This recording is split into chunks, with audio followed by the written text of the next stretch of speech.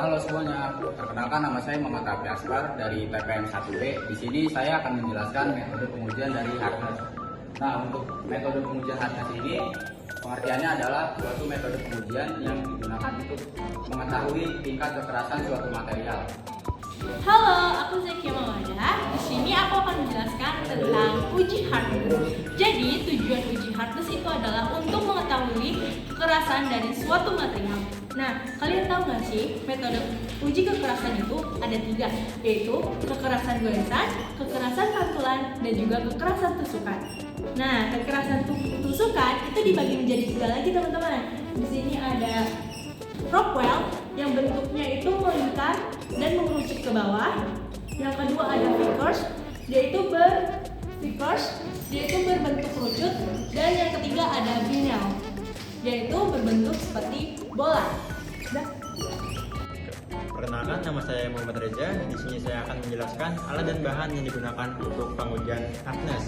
Yang pertama itu ada glow gauge yang digunakan untuk mengkalibrasi mesin hardnessnya dan untuk menentukan nilai P pada rumus. Yang kedua ada spesimen yang akan kita uji. Yang ketiga ada center yang digunakan untuk penerangan pada saat melihat struktur. Yang terakhir ada mesin hardness sendiri. Untuk melakukan pengujian spesimen, kita akan melakukan kalibrasi dulu menggunakan block gauge untuk mencari nilai range. Letakkan block gauge ini tepat di bawah lensa. Setelah itu kita mengkalibrasi sampai 5 mm. Setelah block gauge ini diletakkan, kita memakai senter tepat di atas block gauge untuk penerangan lensa. Tepat pada kiri mesin terdapat sebuah switch yang berfungsi untuk memunculkan cahaya pada lensa.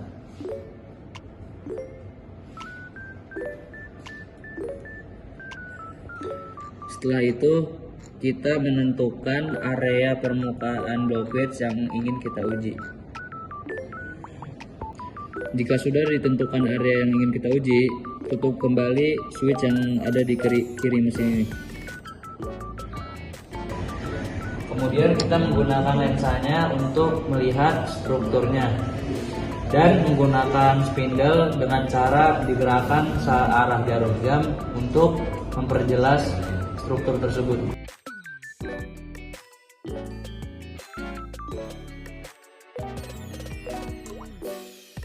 Setelah struktur terlihat jelas, putar spindle seperempat searah jarum jam.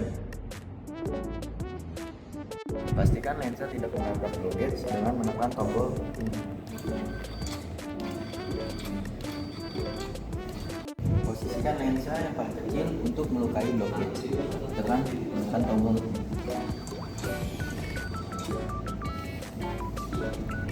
Selanjutnya kita memencet tombol start untuk melukai block gauge tersebut selama 10 detik.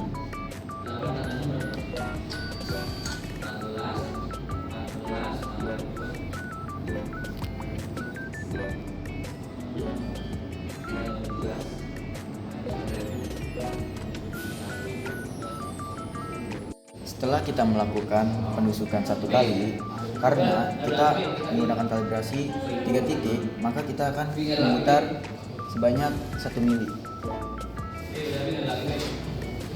Jadi setiap 1 kali penusukan, kita akan mengasih jarak antar penusukannya sebanyak 1 mili.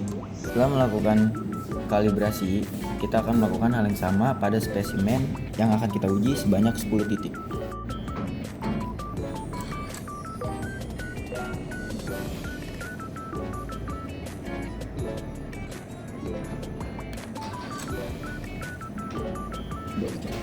Nah, setelah kita melakukan penusukan pada spesimen di proses sebelumnya, langkah selanjutnya ialah kita mencari tahu ukuran pada lubang-lubang yang telah kita tusukkan.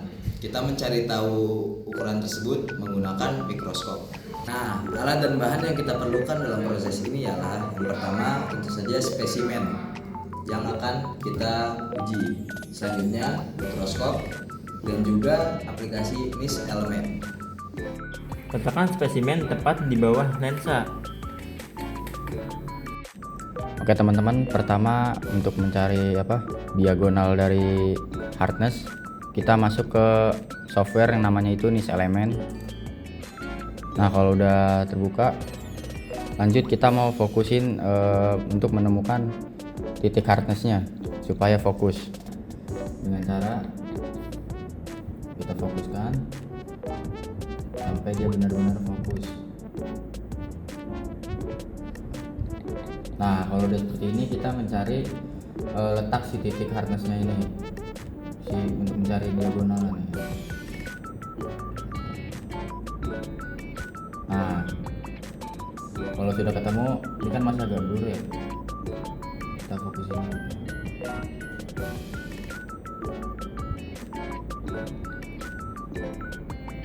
sampai benar-benar. Nah udah nih, kalau udah fokus si diagonalnya, langsung kita cari tahu dengan cara mengklik annotation measurement. Tuh, kalau udah tampilannya seperti ini, lanjut ke bagian yang length, terus yang ada tanda plus 2 ini nih, yang di pojok kiri 2 poin. Baru habis itu kita taruh di sini titik diagonalnya, atas sama bawah, terus kanan kiri. Nah kalau udah berhubung, pokoknya intinya teman-teman harus pengalinya ini harus sesuai dengan si lensanya ini 10 kali untuk memastikan kalau pengalinya ini sudah benar sesuai dengan si lensa di sini. Kalau misalkan salah, pengalinya nanti bakal membuat si hasil diagonal ini berbeda. Nah ini kan kita berhubung pakai yang 10 kali ya. Nah untuk hasil yang 10 kali itu diagonalnya segini misalnya. Nah teman-teman lupa nih, misalnya belum disetting ke 20 kali, nah itu hasilnya akan lebih kecil, berbeda lah. Jadi teman-teman harus memastikan juga di lensa sama di pengalinya supaya hasilnya itu benar-benar sesuai.